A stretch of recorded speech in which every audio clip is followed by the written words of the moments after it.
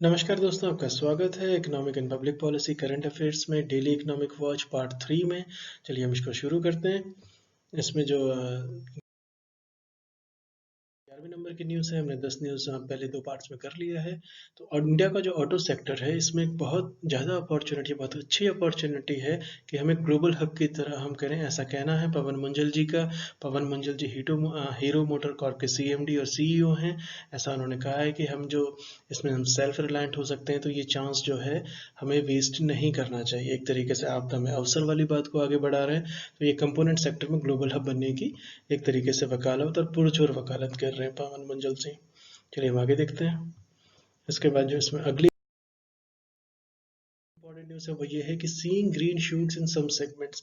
अब इसको लेके जो अपोजिशन है वो काफ़ी क्रिटिकल है इस मामले में, कि ग्रीन शूट किसी को भी नहीं दिख रही है। एक आर्टिकल में मैंने आज ही पढ़ा है कि फॉर्मर फाइनेंस मिनिस्टर ने कहा है कि एक तरीके के आप रेगिस्तान में घूम रहे हैं, वो ग्रीन शूट एक साल से दिख रहे हैं लेकिन है नहीं कोई।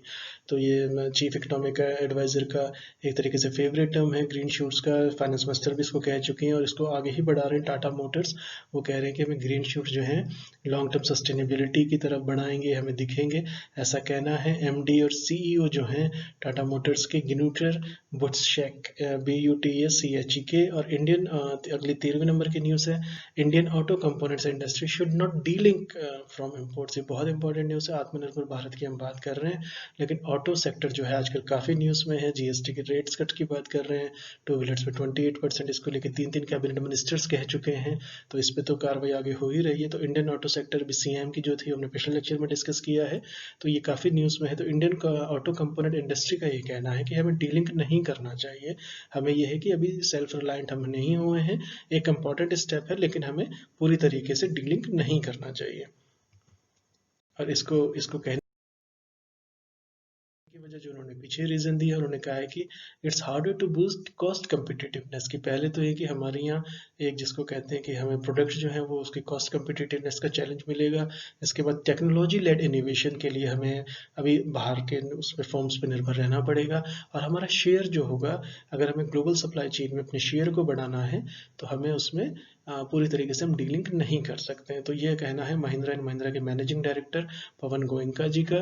तो इसमें एक इम्पॉर्टेंट न्यूज़ और है, जो 80 न्यू स्पेशल पैसेंजर ट्रेन जो हैं ये 12 सितंबर से शुरू होने की बात कही है। ऐसा कहना है रेलवे बोर्ड के चेयरमैन VK यादव जी का। इन्होंने कहा है कि 80 न्यू स्पेशल ट्रेन जो होंगी, ये जिसमें रिजर्वेशन ये शुरू हो जाएगा अगले थर्सडे से। तो इसको देखते हैं आगे क्या होगा। इसके बाद जो अगली इंपॉर्टेंट न्यूज़ है कि ये 10 सेक्टर्स ने क्वालिफाई किया है अंडर DDA पॉलिसी में।